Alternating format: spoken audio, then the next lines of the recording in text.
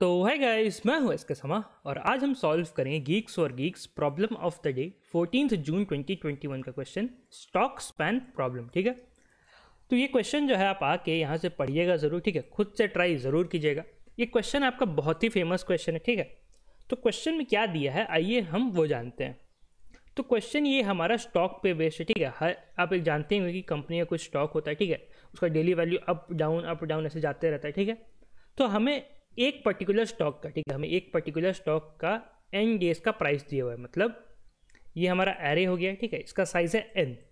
तो जो पहला एलिमेंट है, दूसरा एलिमेंट है, तीसरा, चौथा, पांचवा, छठा, ये क्या डिनोट करेगा? ये डिनोट करेगा कि पहला दिन, ठीक है, पहला दिन ये स्टॉक का क्या प्राइस था। मान लो प्राइस था ए, फिर नेक्स्ट जगह तो मान लो बढ़ा होगा या घटा होगा, तो नेक्स्ट जगह मान लो प्राइस हो गया होगा बी। ठीक है, फिर तीसरा दिन फिर घटा हो गया, बढ़ा होगा तो सी। ठीक है, तो ऐसे ही घटते बढ़ते हमें हर दिन का, ठीक है, घटेगा या बढ़ेगा कुछ भी हो सकता है। ठीक है, घट भी सकता है, बढ़ भी सकता है, कोई दिक्कत नहीं है। तो हमें एन डेज का, ठीक है, पहला दिन, दूसरा दिन, तीसरा दिन, चौथा दिन, पांचवा दिन, छठा दिन, सबका हमें प्राइस दिया हुआ है। ठीक है, हमें कैलकुलेट क्या करना है, हमें span of stock prices for all n days. ठीक है, हमें हर दिन का, ठीक है, हमें हर दिन का स्पैन कैलकुलेट करना है।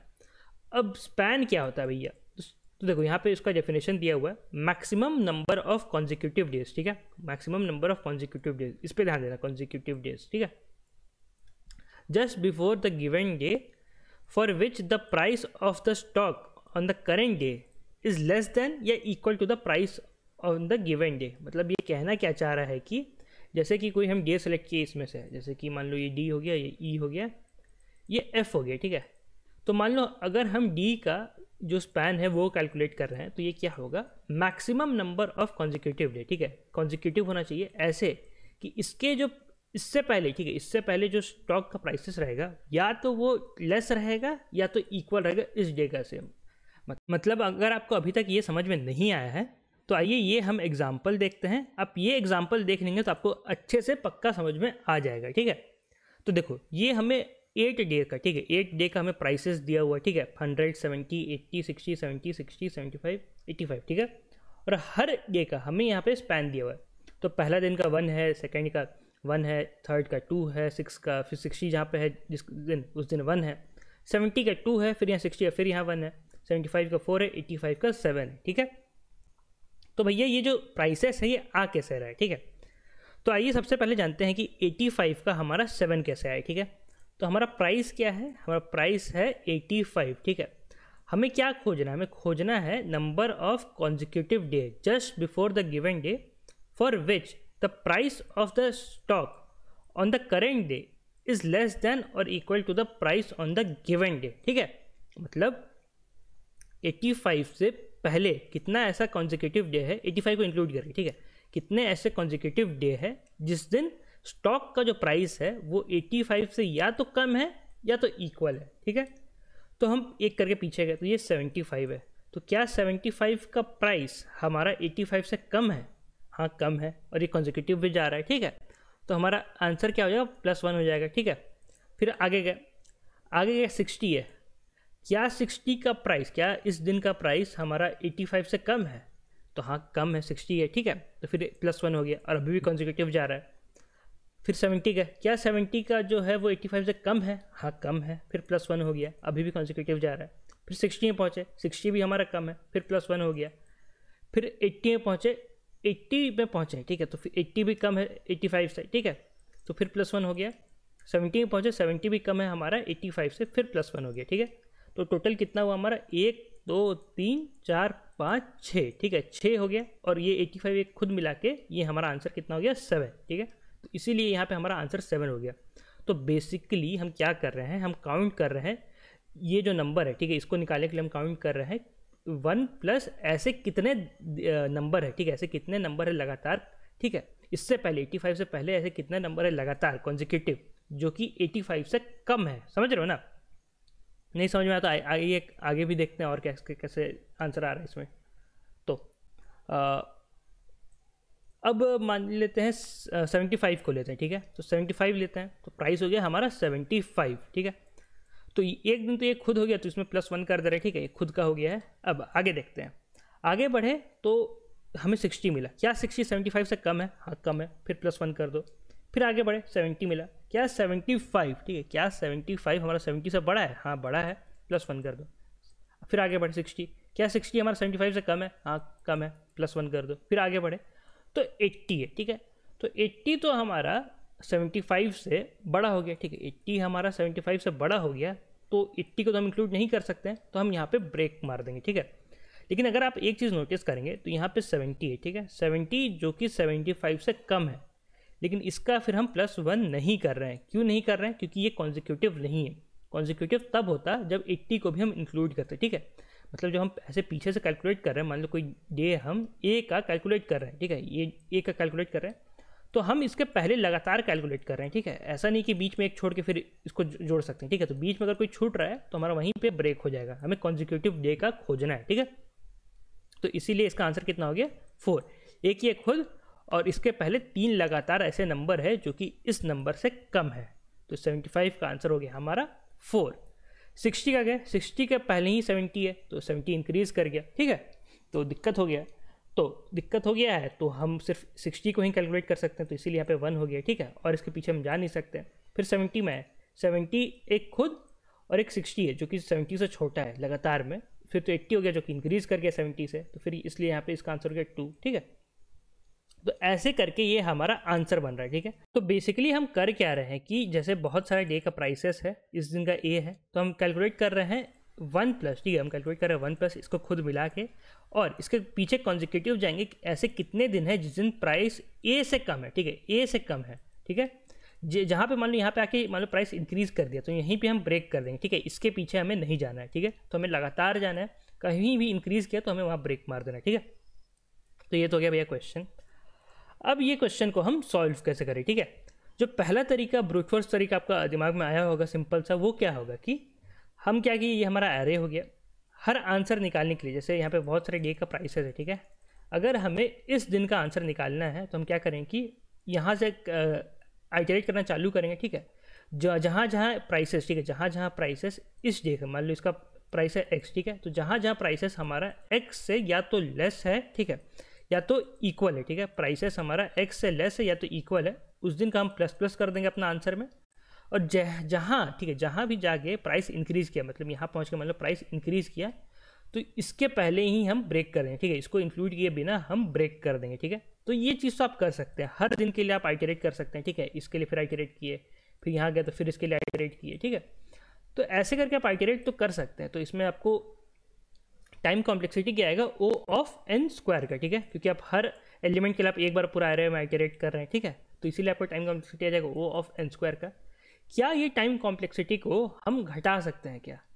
तो हाँ भैया घटा सकते हैं। ये कैसे घटेगा? ये हम करेंगे स्टैक की मदद से, ठीक है, ये हम करेंगे स्टैक की मदद से।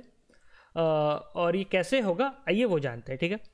उससे पहले आप ये जान लो कि स्टैक का जो पुश फंक्शन होता है, ठीक है, स्टैक का जो पुश फंक्शन होता है उसका टाइम कॉम्प्लेक्सिटी होता है O(1), ठीक है, और जो पॉप फंक्शन होता है उसका भी टाइम कॉम्प्लेक्सिटी होता है O(1), ठीक है, और जो आपका टॉप फंक्शन होता है, ठीक है, स्टैक में एक टॉप फंक्शन भी होता है, उसका भी टाइम कॉम्प्लेक्सिटी होता है O(1), ठीक है, तो इतना आप ध्यान में रखना बस, ठीक है।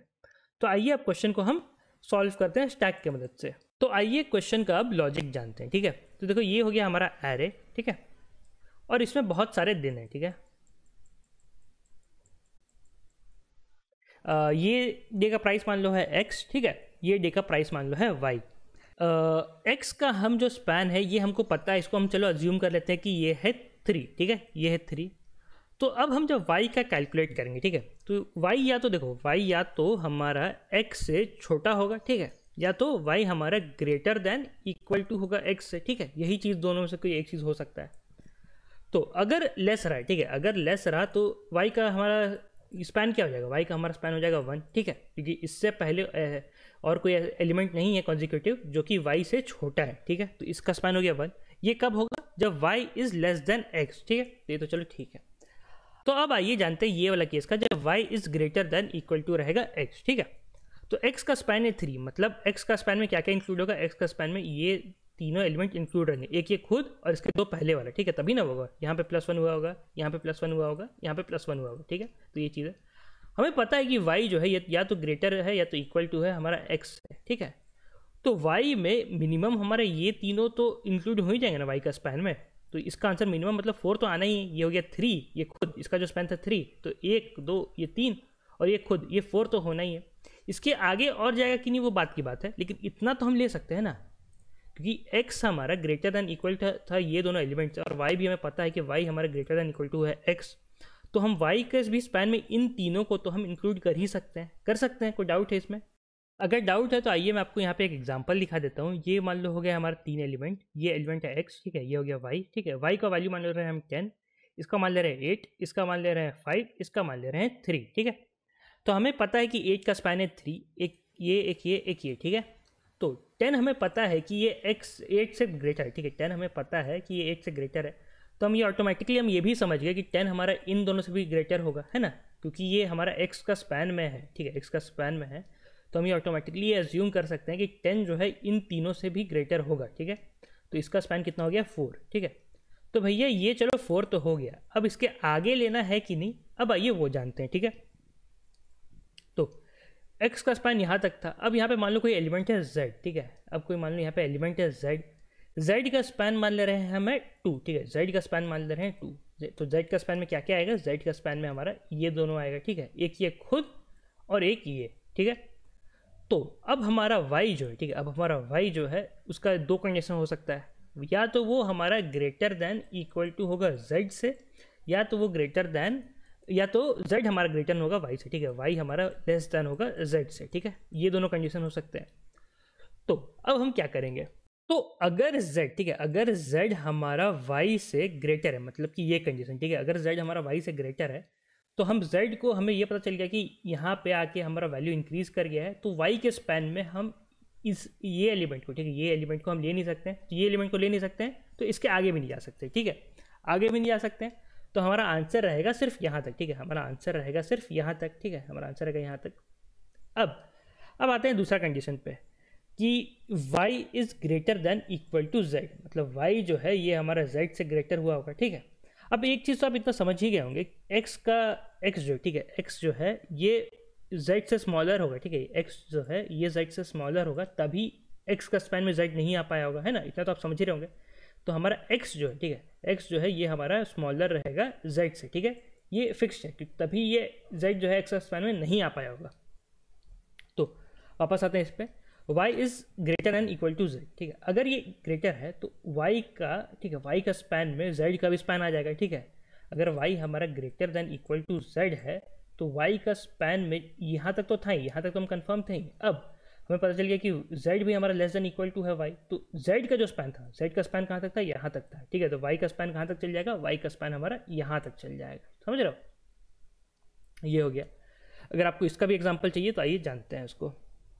तो ये मान लो एलिमेंट हो गया, तो यहाँ तो 10 मान लेते हैं, ये हो गया हमारा y, ठीक है, इसके पास था यहाँ पे था हमारा x, इसको मान ले रहे 8, ये दो एलिमेंट हो गए जो कि x का स्पैन में था, ठीक है, x का स्पैन था हमारा 3, फिर यहाँ पे रहेगा z, तो z को मान लेते हैं 9, ठीक है, फिर यहाँ पे दो ऐसे रहेंगे। तो यहाँ मान ले रहे हैं 4 है, यहाँ मान ले रहे 3 है, ठीक है, फिर यहाँ मान ले रहे हैं 2 है, यहाँ मान ले रहे 1 है, ठीक है।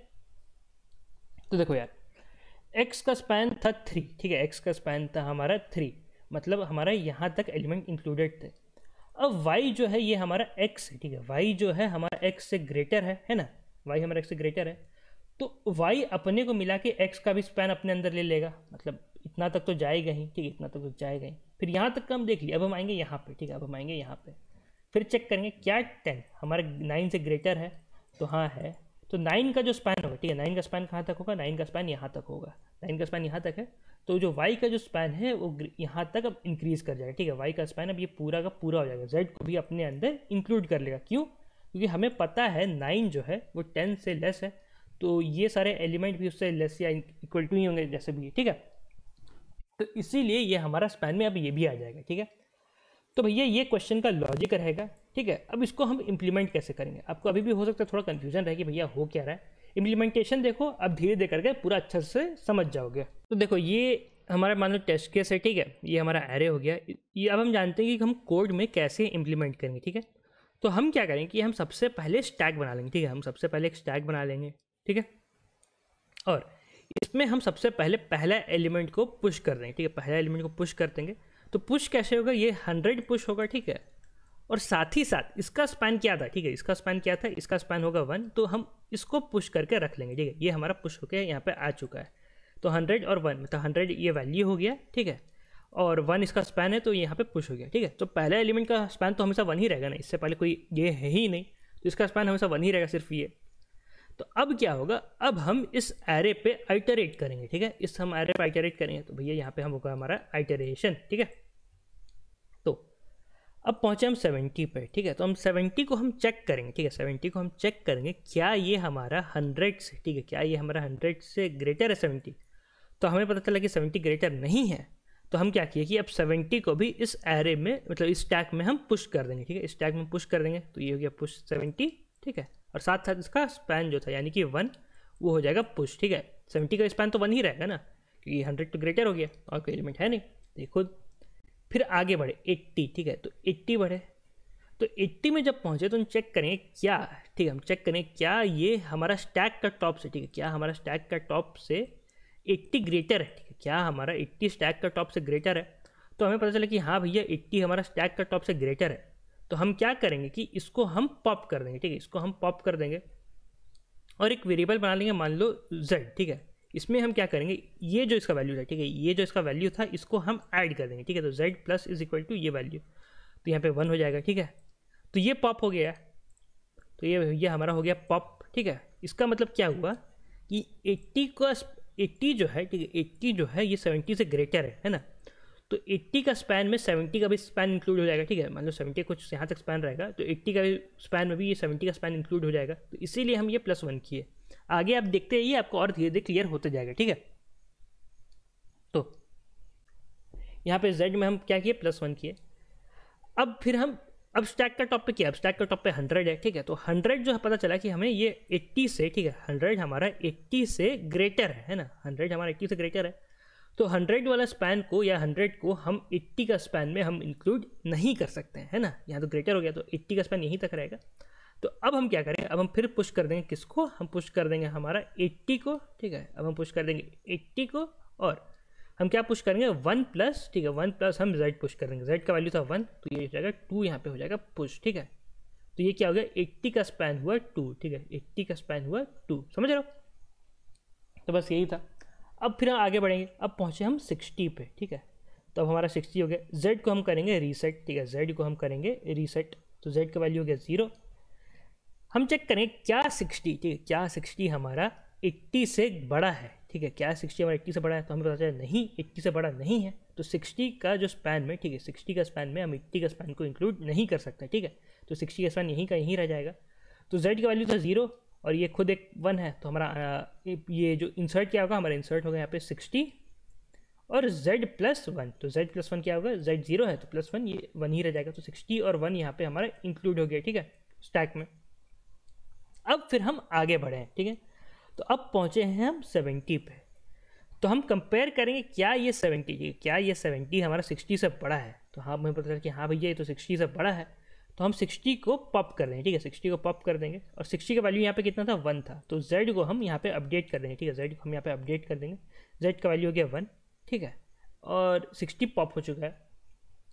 अब फिर हम अब देखेंगे स्टैक का टॉप से, तो हम देखेंगे भैया क्या ये, ठीक है, क्या ये 70 हमारा 80 से बड़ा है, ठीक है, क्या ये 70 हमारा 80 से बड़ा है, तो हमें ये बड़ा नहीं है, तो हम 70 का स्पैन में, ठीक है, हम 70 का स्पैन में 80 का स्पैन को हम इंक्लूड नहीं कर सकते, ठीक है, ये हम काम नहीं कर सकते, 80 का स्पैन को इंक्लूड नहीं कर सकते हैं, तो 80 को हम यहीं छोड़ देंगे और 70 का स्पैन हम इस जो स्टैक में हम पुश कर देंगे, तो ये कितना हो जाएगा 70, इसका स्पैन कितना था 1 + z, यानी कि हो जाएगा ये हो जाएगा 2, ठीक है। अब आगे देखो 60 का, तो 60 को फिर क्या करेंगे, z को हम रीसेट करेंगे, तो z यहाँ पे हो गया रीसेट, ठीक है, तो ये हो गया 0। तो चेक करेंगे क्या 60 हमारा इस स्टैक का टॉप से ग्रेटर है, ठीक है, मतलब क्या चेक कर रहे हैं हम, ये स्टैक का टॉप से ग्रेटर से चेक करने का मतलब क्या है, ये मतलब है कि 60 का, ठीक है, 60 का स्पैन में हम क्या स्टैक का टॉप यानी कि 70 का स्पैन को हम इंक्लूड कर सकते हैं, तो 60 तो हमारा लेस हो गया 70 से, तो 60 के स्पैन में हम 70 का स्पैन इंक्लूड नहीं कर सकते, ठीक है, नहीं कर सकते, तो हम यहीं रुक जाएंगे। अब हम क्या करेंगे 1 + z और 60 को साथ में पुश कर देंगे, तो ये क्या पुश हो गया, ये पुश हो गया हमारा 60, इसका स्पैन कितना था 1 + z यानी कि 0 + 1, तो ये हो गया 1 पुश हो गया, ठीक है। अब हम पहुँचे 75 पे, ठीक है, तो 75 में ये 0 तो ऑलरेडी रीसेट है, ठीक है। हम क्या चेक करेंगे, हम चेक करेंगे स्टैक का टॉप से, मतलब हम क्या चेक करें, क्या 75 का स्पैन में हम 60 का स्पैन को इंक्लूड कर सकते हैं, क्या 75 का स्पैन में 60 का स्पैन को इंक्लूड कर सकते हैं। तो हमें पता चला कि भैया 60 जो है वो 75 से लेस है, तो हाँ भैया इसका इंक्लूड कर सकते हैं। मतलब 75 का जो भी स्पैन होगा उसमें 60 का भी स्पैन इंक्लूडेड रहेगा, ठीक है। मतलब ये अभी आगे जाएगा, ठीक है। तो इतना तो हो गया। तो हम क्या करेंगे, हम इस चीज़ को पॉप कर देंगे।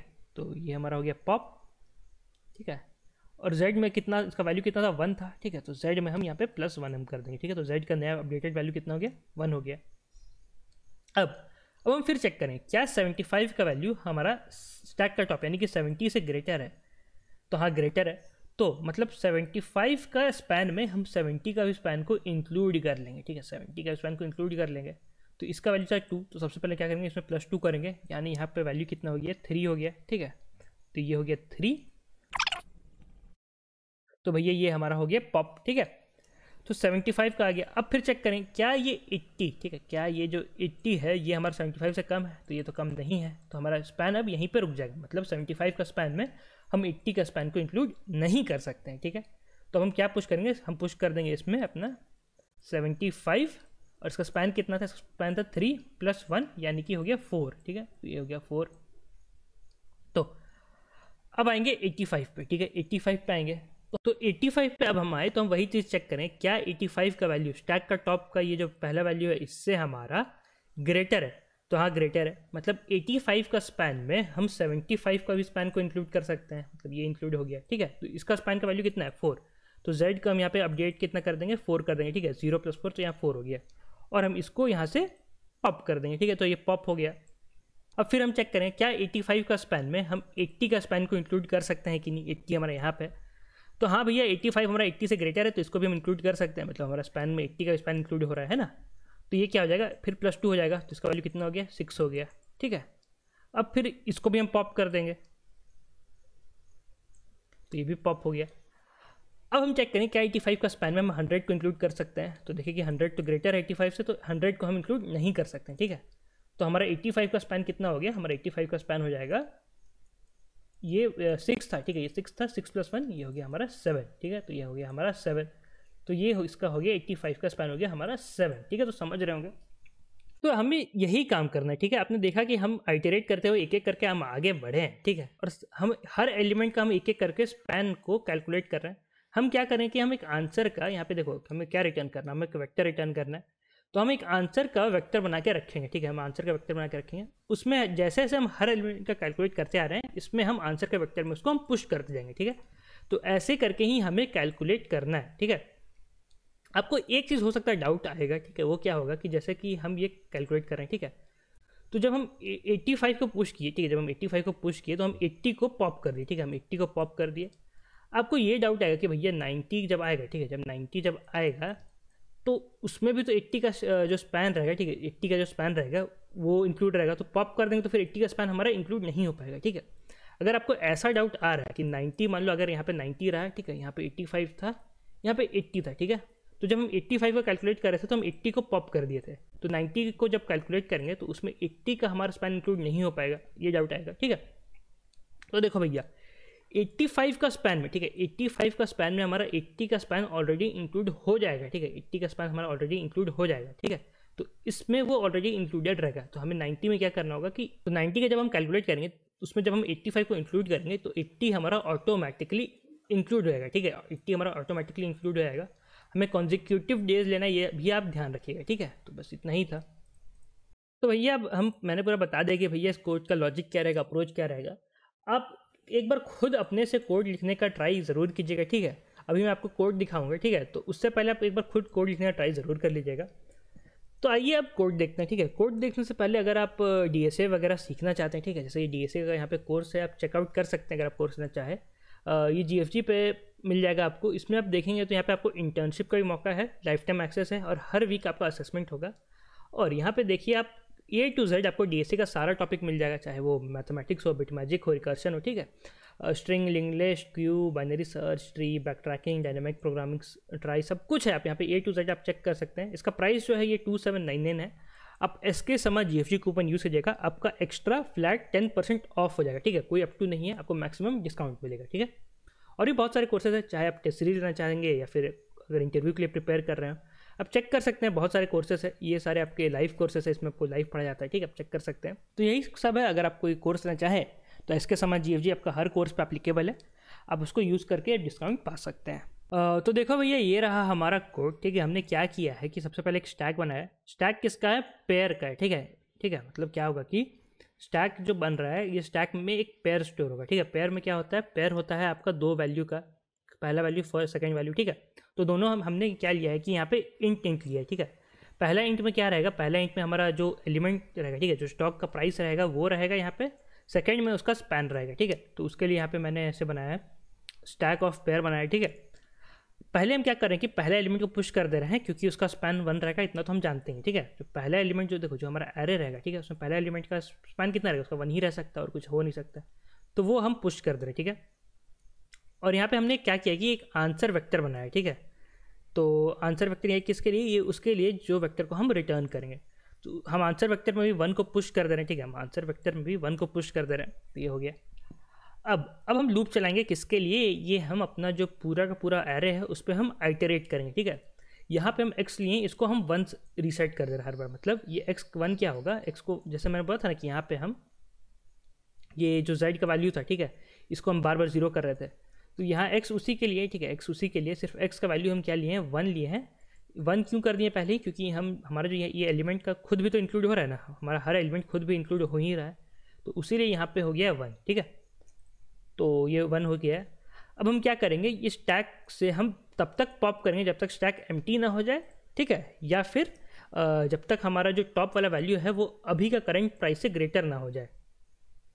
मतलब जो हम कर रहे थे ना कि ये एलिमेंट को चेक कर रहे थे, इसको तब तक स्टैक में मतलब 3 एलिमेंट है, ठीक है, इसको तब तक हम पॉप करें जब तक ये वैल्यू, ठीक है, ये वाला जो इसका जो प्राइस रहेगा अभी का जो एलिमेंट है, ठीक है, जो करंट हमारा प्राइस है, अगर इससे छोटा है तो इसको हम पॉप कर रहे थे, ठीक है, फिर इसको पॉप कर रहे थे भाई, तब तक ये पॉप होगा, ठीक है, तब तक ये पॉप होगा जब तक हमें कोई ग्रेटर एलिमेंट ना मिल जाए। मान लो ये 85 था, ठीक है, ये 100 था, तो 100 पॉप नहीं होता, तो यहाँ पे हम आके स्टॉप हो जाता है, ठीक है। तो उसी के लिए ये हम कर रहे हैं, हम यहाँ पे लूप चला रहे हैं, ठीक है। और z इज हो गया हमारा s डॉट टॉप, मतलब स्टैक का हमारा टॉप फंक्शन, ठीक है, स्टैक का हमारा टॉप फंक्शन, मतलब स्टैक का जो टॉप पे था हम उसको निकाल लिए और हम अपना उसको फिर हम पॉप भी कर दिए, ठीक है, उसको हम पॉप भी कर दिए। और x में, ठीक है, यहाँ पे जो x था उसमें हम क्या किए, x plus is equal to z dot second, मतलब यहाँ पे मान लो 80 था, ठीक है, इसका स्पैन था मान लो 3, ठीक है, तो इसको तो हम अपना z में स्टोर कर लें, ठीक है, इसको हम z में स्टोर कर लें। इसका 2 वैल्यू होगा, 2 वैल्यू क्या क्या होगा, एक फर्स्ट वैल्यू होगा उसका प्राइस और एक सेकंड वैल्यू होगा उसका स्पैन। तो z डॉट जब सेकंड करेंगे हम, z डॉट सेकंड, तो उसका जो स्पैन रहेगा वो हो जाएगा, तो हम अपना x में वो स्पैन को भी इंक्लूड कर लेंगे, ठीक है, तो वो इंक्लूड हो गया। और उसके बाद हम क्या किए कि ये लूप खत्म हो गया, सारा का सारा एलिमेंट पॉप हो गया जो पॉप होना था। और फिर हम क्या करेंगे, जो अभी वाला हमारा प्राइस है, ठीक है, जो अभी वाला प्राइस है हमारा, मतलब यहाँ पे जो 85 है, ठीक है, जो 85 था इसको वापस हम पुश करेंगे इसका स्पैन के साथ। तो वही कर रहे 85 को, यानी कि प्राइस ऑफ आई को हम पुश कर दे रहे हैं उसका स्पैन के साथ, ठीक है। और आंसर में भी हम जो हमारा वेक्टर जो रिटर्न होगा, ठीक है, जो हमारा वेक्टर जो हमें रिटर्न करना है, ये वाला, ये आंसर वेक्टर, इसमें हम अपना जो करंट प्राइस है, ठीक है, आई जो है उसको हम पुश कर रहे हैं, ठीक है, प्राइस ऑफ आई का जो स्पैन है उसको हम यहाँ पे पुश कर रहे हैं, ठीक है। ये लूप तब तक चलेगा जब तक हमारा पूरा का पूरा एरे पे आइटरेट खत्म ना हो जाए, और लास्ट में हम रिटर्न आंसर कर देंगे, ठीक है। तो यही करना था। तो इसका जो टाइम कॉम्प्लेक्सिटी होगा वो होगा आपका O ऑफ, यहाँ पे देखिए O ऑफ n रहेगा, ठीक है, इसका टाइम कॉम्प्लेक्सिटी, क्योंकि हम जो अपना एरे है, ठीक है, जो अपना एरे है उसमें हम एक बार पूरा आइटरेट कर रहे हैं, और ये जो पुश पॉप और टॉप वाला जितना भी फंक्शन है सबका हमारा टाइम कॉम्प्लेक्सिटी कितना रहेगा, ये रहेगा हमारा O ऑफ 1, मैंने बताया था, ठीक है। और हम क्या कर रहे हैं, n टाइम आइटरेट कर रहे हैं, पूरा एरे पे जिसका साइज है n आइटरेट कर रहे हैं, तो हमारा टाइम कॉम्प्लेक्सिटी हो गया हमारा O ऑफ n, ठीक है। तो ये चीज़ तो हो गया। और अगर स्पेस कॉम्प्लेक्सिटी के बारे में जानना है तो देखो इसका क्या होगा कि हमारा ये साइज़ क्या होगा। देखो हमने क्या क्या बनाया है, एक हमने स्टैक बनाया है, ठीक है, और एक हमने क्या बनाया है, आंसर वेक्टर बनाया है, ठीक है। तो स्टैक का साइज़ क्या रहेगा, स्टैक का साइज़ हमारा क्या है, इंट का पेयर है, ठीक है, इंट कॉमा इंट का। तो इसको मान लो अगर हम 2n भी मान लें, ठीक है, इसको हम 2n भी मान लें क्योंकि यहाँ 2 इंट है एक जगह में, तो स्टैक का मैक्सिमम साइज़ हमारा जा सकता है n तक, ठीक है।